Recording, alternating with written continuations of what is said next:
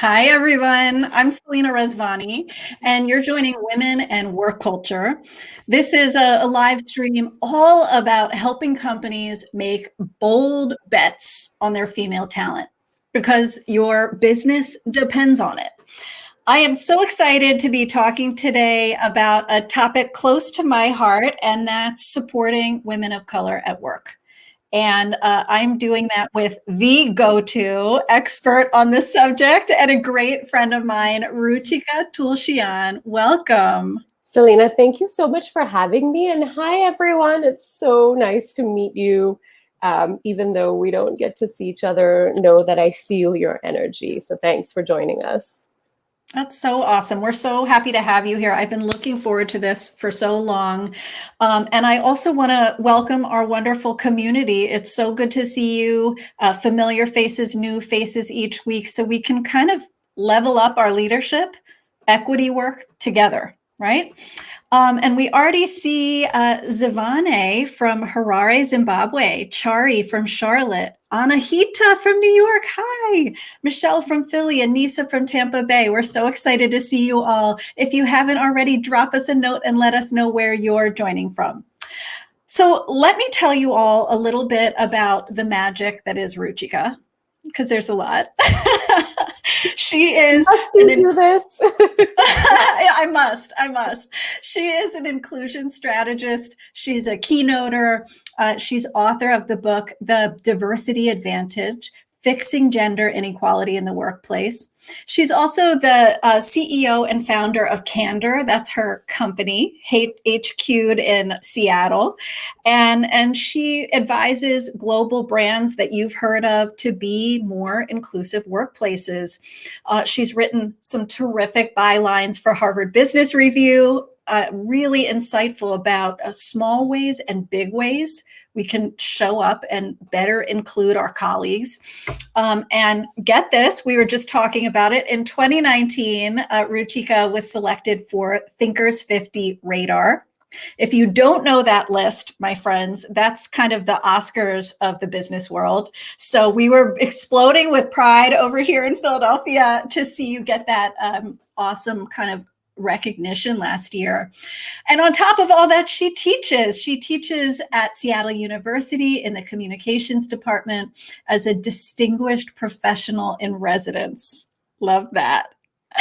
Pretty fierce. No gray hair, but I love it. And hi, Pamela from Round Rock, Jasmine from France. We're so happy to see you. As we go, friends, we're going to dive in a moment. Send us your questions for Ruchika about supporting women of color at work, or about being seen and heard more yourself, right? Because that's really important too. So I want to dive in, Ruchika, and just ask you, you're clearly so vocal and passionate about women of color and advocating for them at work. What got you invested in this in the first place? Why this field? Yeah, so it actually started with a little bit of my own challenge in the workplace. And I was a business journalist and I loved what I did. And, it started rankling at me. Why am I only interviewing male business leaders? Why am I only interviewing male CEOs? And, how come I'm covering these awesome companies around the world? I've been a journalist around the world.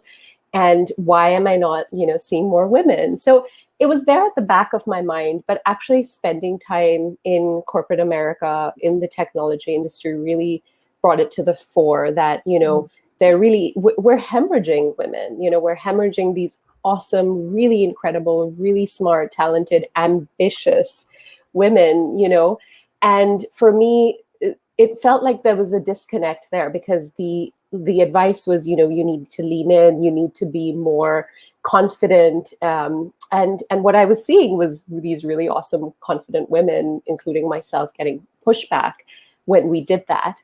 And I think that somewhere there needed to be a way to bridge that disconnect, this idea that, women are lacking somehow. So I became really passionate about investigating that. My book came out in 2015. Probably a little bit early for its time. It was around the time Hillary Clinton was had announced her candidacy, and we know what happened as a result. And I think then there was just this groundswell of energy. What's holding women back? It's actually systemic biases. It's actually structural issues. I will be the first to admit and be honest about this, and my students tell me off all the time every year, that my book wasn't intersectional, and I don't think I really. And this tells you of my privilege, right? When I talk to Black women, they say, I've never had a moment where I've not had to think about being a woman of color. But for myself and the story of many immigrants, and I'm a first generation immigrant. I actually moved to the United States as an adult. I just, in my mind, I was like, no, if I work hard and I work smart and I'm confident and I negotiate well, then I can win. And I didn't realize or fully come to accept how much that intersection of my gender identity and my racial background would impact my experience in the workplace. And the more I investigate, it becomes clearer and clearer. We have academic data, we have lived experiences that just shows that women of color have an exceedingly difficult time in the workplace. And there's a lot of things we all can do, right? Include women of color, our champions and our allies, business leaders. There's a lot to be done. And that's really where my passion is now. Yeah, well, you're getting a lot of love for those comments. And I hope you'll take that time with a teaspoon of sugar and a grain of salt, right? That your book was that way. I know the same case for my books, not necessarily looking with that intersectional lens, but I think you're underscoring something by talking about it now, which is we're all kind of in beginner mode at being more inclusive. This isn't a destination you reach. It's like a mindset of staying a beginner and staying curious and open. And just by, sharing that with us, I think you're giving us a gift and a reminder of that. So I want to go back to a comment you made that I think is a really juicy one, and it's about lean in, right? And women's movements, right? Leadership movements that have said kind of rah, go get them, be aggressive, go after what you want. Talk to us about how that fell short when you think about lean in, for example. How is that incomplete?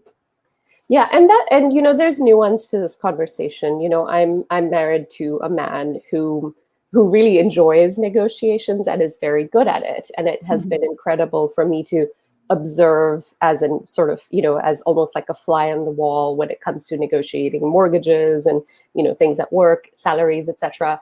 And I've taken notes because what I've realized is actually men are socialized, boys, and I have a boy, I have a 4-year-old toddler, and boys, and especially by the time they reach quote unquote manhood, very much socialized to ask for more, expect that they deserve more.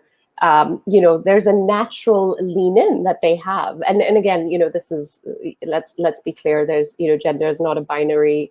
Very much depends on where you were born, where you're socialized, your generation. There's a lot of nuance there, but by and large, what I have seen is, men have been socialized a very certain way, and women have been socialized to be exactly the opposite. I was very much told, don't ask for more, don't be greedy, Yes. don't ask, and again, when we start having these conversations about whether it was Hillary Clinton's ambition back in the day, whether I know, and politics is top of mind at this moment, but or you look at Kamala Harris, or you look at Stacey Abrams, like there is a hunger that I think we have that we've been asked to suppress, right? And for really those top spots.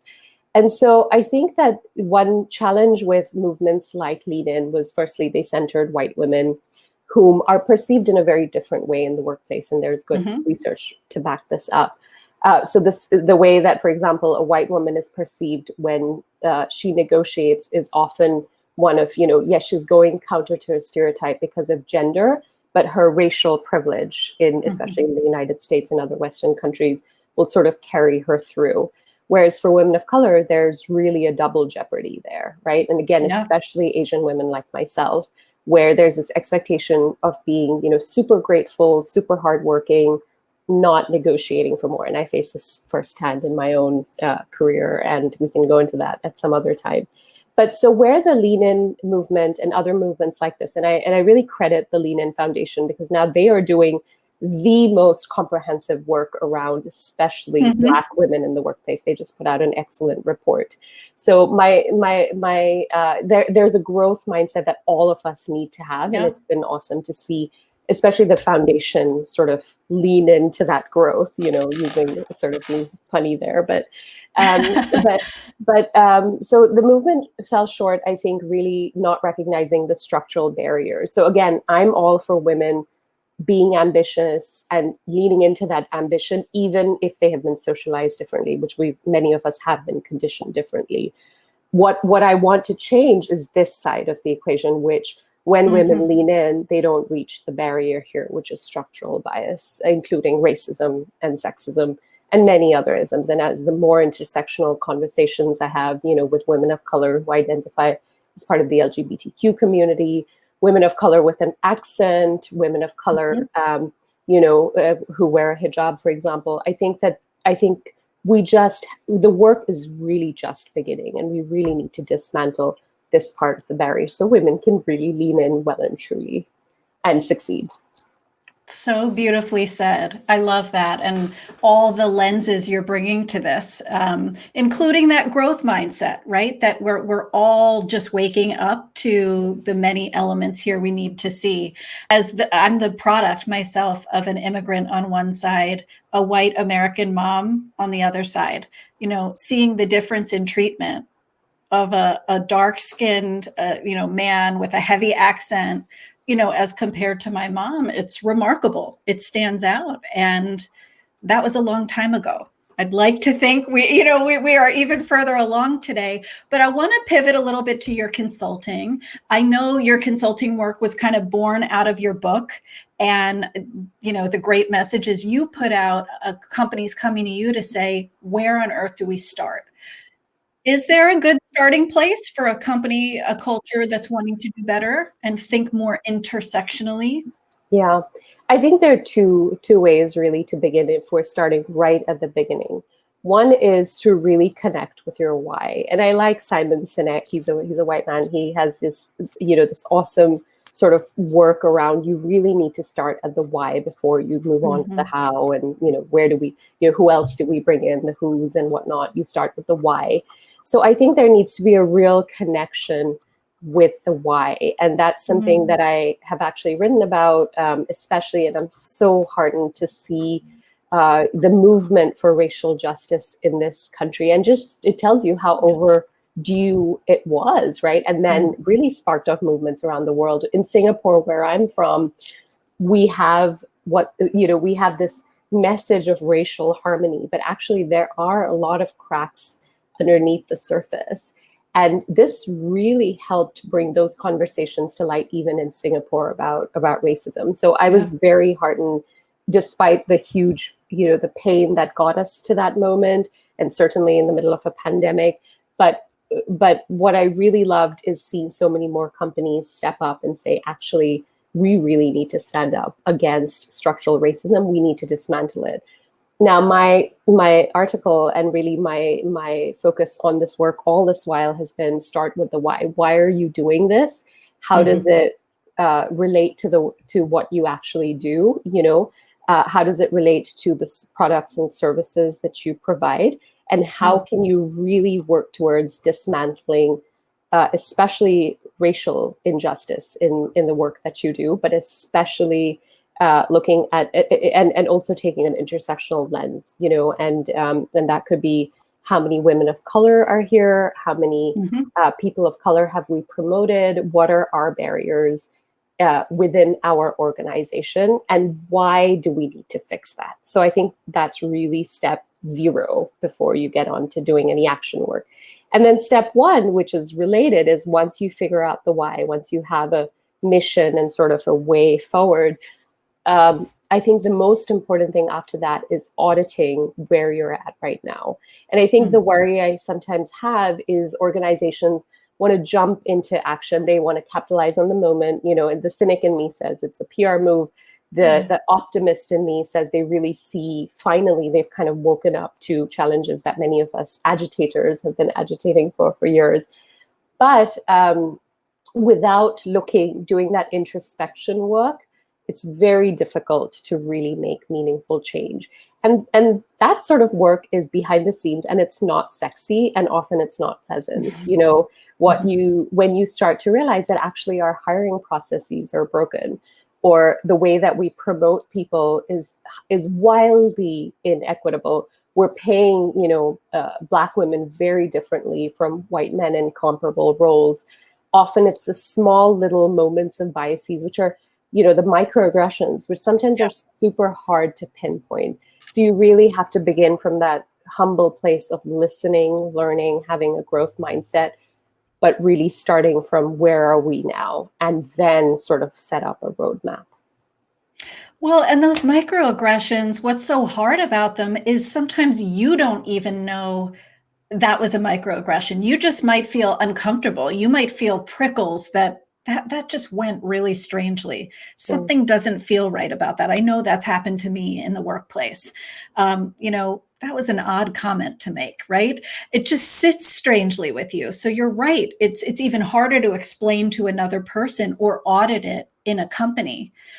When you yourself sometimes are searching for the words, right? Or searching for the name or the label of what just happened. I mean, it gets really difficult. You're getting a lot of love for this. And one of the questions that came up was, in a situation where there's an only, right? An only in the room, in a department or a meeting, how can you support that one person? I think that's a great question. Great question. Firstly, I think it's really important to look at work from Nilofer Merchant, who is on the Thinkers 50. She's on the main list of, world-renowned thinkers. But she's doing incredible work around what happens when you're the only, what happens, when you're the lonely only, and the importance of really dismantling existing power structures and creating a brand new table. So that, and bringing in more with you, so you're not the only. So I think she's phenomenal, and I highly recommend her work. But back to your question, if you recognize that, there's an only in the room, I think the fact that you have awareness around that, to me, is really heartening. Because I remember for many years, I think there was this reckoning around manels, for example, like, there's a panel of 5 men. But I think even till today, I routinely get asked to attend events or I see them promoted, which are all white and lack racial diversity. So I think there's a lot in this country's history, and really the history of colonialism around the world, that has resulted in us feeling extremely awkward to talk about race and white supremacy. So I think that's something, the fact that you're recognizing that, to me, is heartening, because often people don't want to sort of acknowledge that, or it's too uncomfortable. And over time, I started realizing people don't actually see that. It happened to me. I was with a client. I had a client meeting, and my colleague, who is a white woman, and I walked out and I was like, wow, I think that went really well. And she was like, yeah, and I really loved how you really held your own, and how are you feeling? And I said, oh, I was feeling really nervous, and all of that. And she was like, yeah, and plus I understand. I can imagine being the only woman of color in the room. I think I was the only person of color as well. And I said, oh yeah, you're right. Considering I'm so deep in this work, I was just shocked that this could even happen. Sorry, my Alexa has Oh, no problem. Talk about activated. Smart tech being too smart. Smart tech being too tech. Well, maybe she's too excited to hear this conversation. But essentially, I think one of the most important points in this is this theory of amplification. And if you notice that someone is the only in the room, and maybe they're making some excellent points, I think one thing that often happens is when people are the only in the room, they become hyper invisible, especially women of color. So on one hand, they're sort of, everyone's aware of them because they're the only, for example, woman of color in the room. And then on the other hand, they often really struggle to sort of be given a voice and be able to really speak up and be really able to have their voices heard. And that's where, if you are able to amplify their voices, that's very important.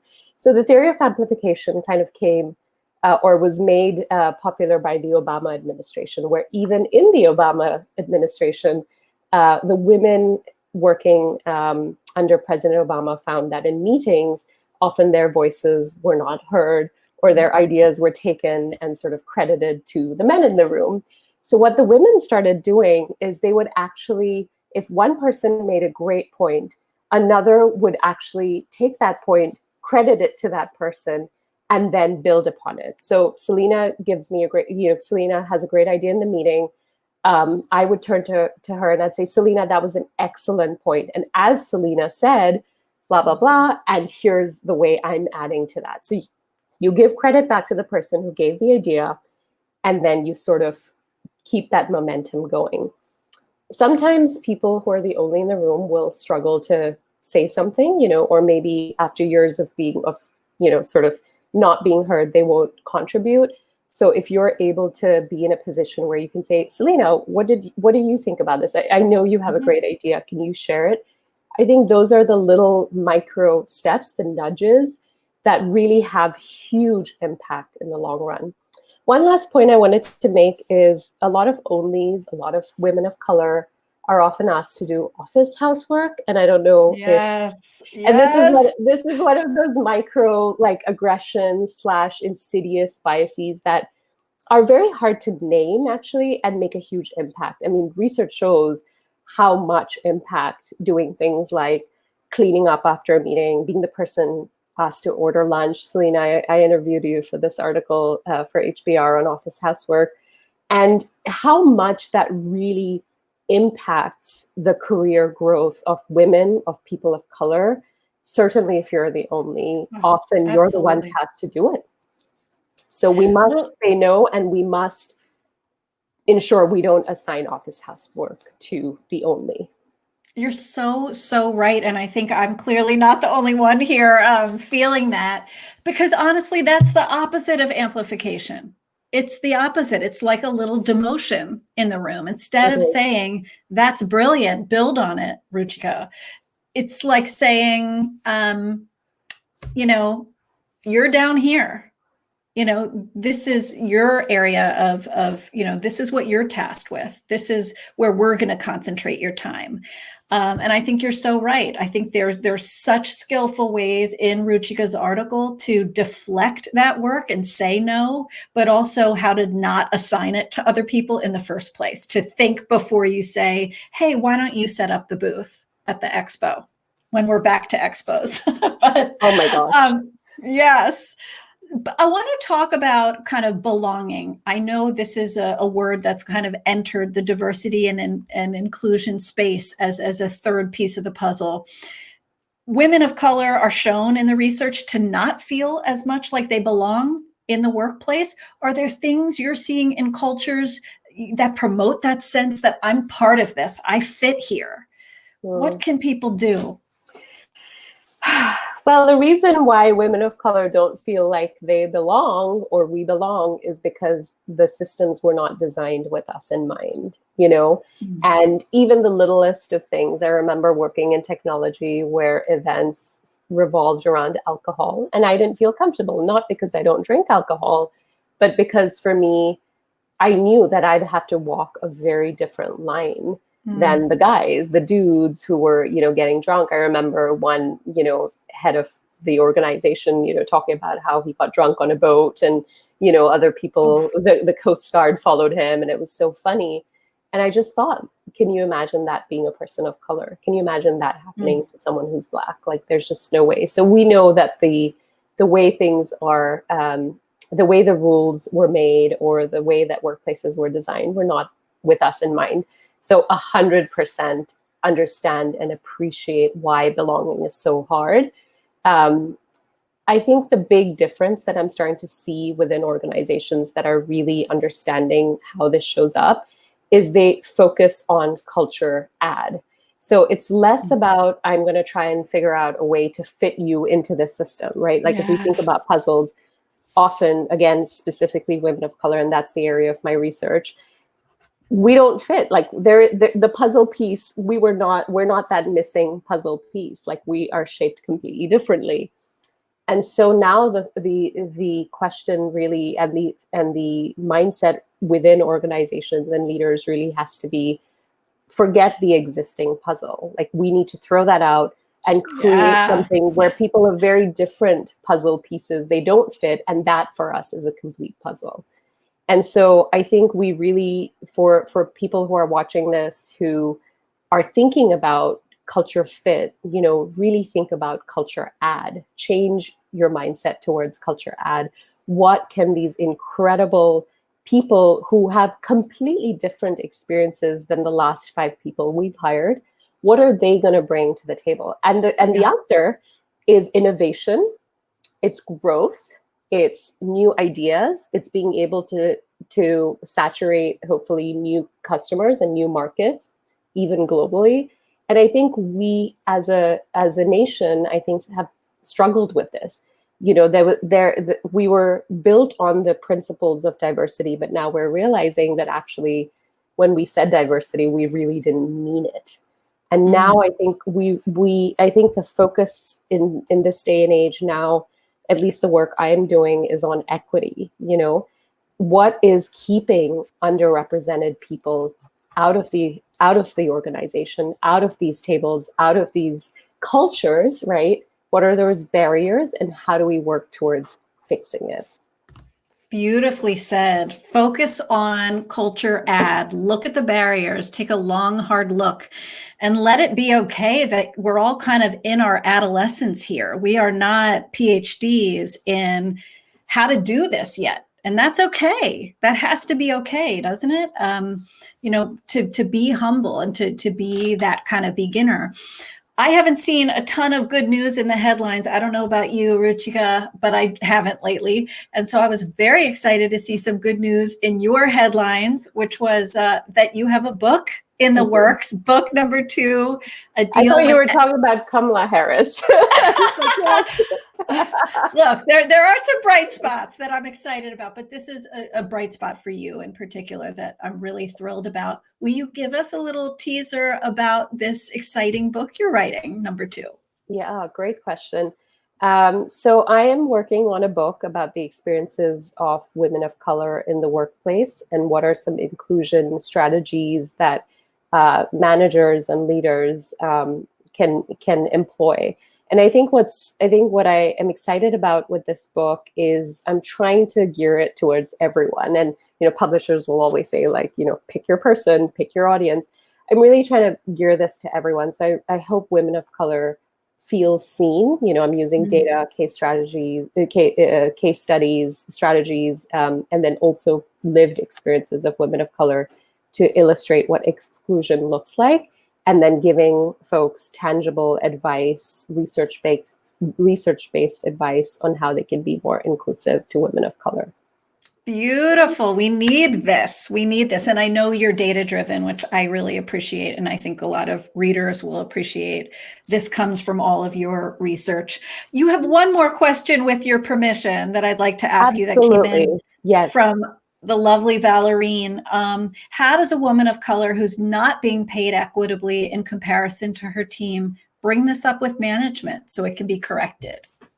Yeah, again, back to, I hate that you have to be the one to do this, because my focus is always on leaders running pay audits and ensuring that that everyone is being paid equitably for the work that they do. My number one thing is the data. If you have data to back this up, I would absolutely bring that to the organization and say, I have data to show that I'm not being paid equitably, right?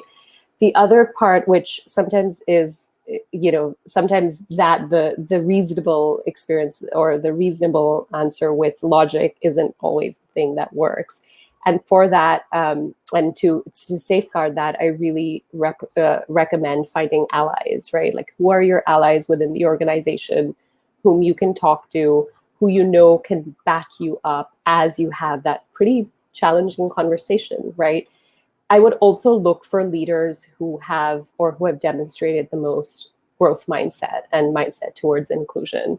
So if you know a person, even if your VP of HR isn't that person, but actually it's your CMO or your chief, hopefully diversity and inclusion officer or someone else, I would definitely go there first, and I would say, here's this data point I have. This really needs to be fixed. Would love to have you on my side. I know that you have the influence. I know you want to do the right thing. I've heard you talk about this. So would you be able to back me up when I go to the person who can actually fix this? So those are my two quick tips. It's frustrating. And honestly, if you have this conversation and you don't, feel supported and not, you're not seen because this organization doesn't seem to care about pay equity. Sometimes I tell women, and especially women of color, you just got to leave. Yeah, right. And kind of giving yourself that out, right? That out.